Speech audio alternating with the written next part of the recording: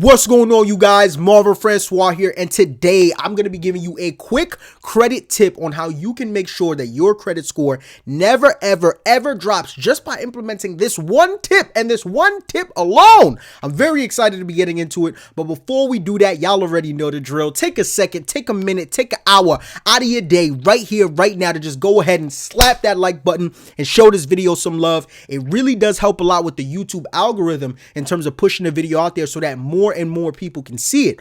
But without further ado, let's get right into it. So as it relates to credit cards, everybody and their grandmothers, aunties, sisters, uncles, cousins, godfather knows about credit card due dates, right? So simply put, a credit card due date is the date in which the payment for that credit card is due every billing cycle. But never have you ever, and if you have, very rarely have you ever heard it discussed, try saying that 3 times fast, heard somebody talk about credit card statement dates. Now, for those of you who don't know, a credit card statement date is the date in which your credit card company takes whatever your balance is on that very day and reports it to the 3 credit bureaus, right? TransUnion, Experian, and Equifax. What does a statement date have to do with making sure that your credit score never ever drops? Allow me to give you an example. Let's say you have a credit card with a $5,000 credit card limit, right?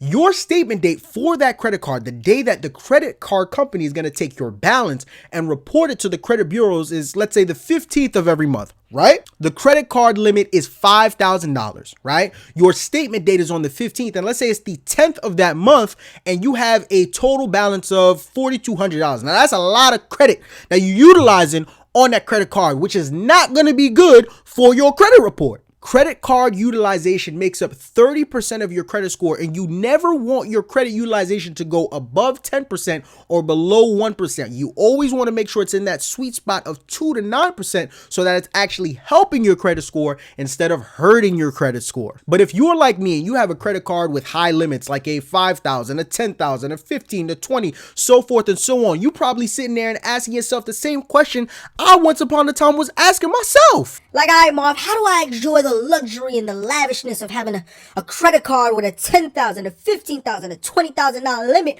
while at the same time making sure my credit card utilization never goes above 2 to 9%. Like, those things don't mix, Marv. Help me out. It seems impossible, right? But no, this is exactly why knowing about statement dates, but more importantly, knowing when the statement dates for your credit cards are also very important, because knowing about statement dates now allows you to realize that what you thought was once impossible, my brothers and sisters, is possible. How? Let me explain why. By knowing when the statement date is for your credit card, you can now manipulate that statement date so that you can max out and use your credit cards as you please without having to sit in that 2 to 9% range, just as long as you pay it down to that 2 to 9% credit card utilization before your statement date comes. Now, I'm not sitting here and advocating for everybody to go out and max out their credit card. What I am saying, though, is that if you, like myself, have credit cards with higher limits that you want to be able to fully utilize, you can do so just as long as you know when your statement dates for those credit cards are. That way, even if you max out your credit cards, you know that if you pay them down before your statement date comes, you won't have to worry about your credit card utilization negatively affecting your credit score. So if I have a credit card with a $5,000 limit, but a $4,200 balance, it's the 12th of the month, and I know the statement date is on the 15th, just as long as I pay that balance down to that 2 to 9% utilization rate before the 15th comes, right after the 15th passes, I can go right back to maxing out that card and using it as I please responsibly, right?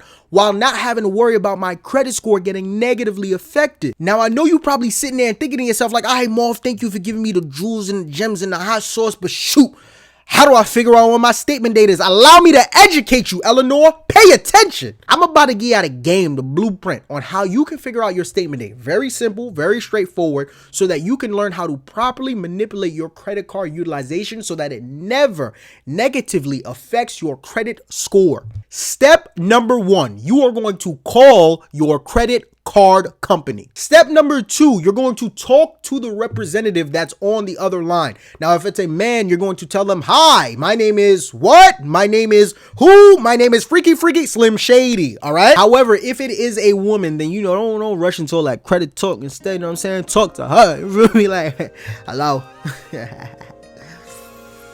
Oh, you say your name is Gertrude? Okay. Were you from Bulgaria? Girl, you crazy. Now, quick fun fact, and this is something that I actually learned recently, but did you know that you can call your credit card company and ask them to change the date of your payment due date for your credit card? Reason why I bring this up is because this leads me to step number 3, in that if your statement date falls before your payment due date, while you're on the phone with your credit card company asking them for your statement date, ask them to change your due date to make it happen before your statement date. The reason why you want to do this is because you want to kill 2 birds with 1 stone, right? 9.9 times out of 10, you are going to have your credit card on auto pay for your due date. However, most of us, if not all of us, do not have our credit card on auto pay for our statement date. How do we work around this? Make it so that your due date falls right before your statement date. That way, the same day that you make the payment for your due date, you can also pay your balance down to that 2 to 9% utilization, so that if your statement date falls right after, you don't have to worry about making another payment on top of that, right?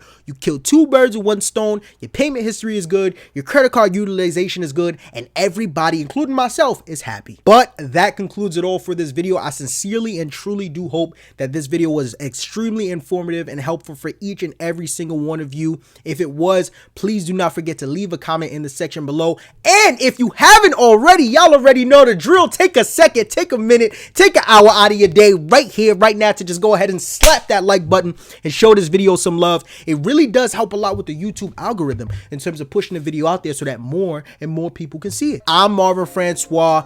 Y'all have been good. I've been great. This has been amazing. As always, thank you and God bless.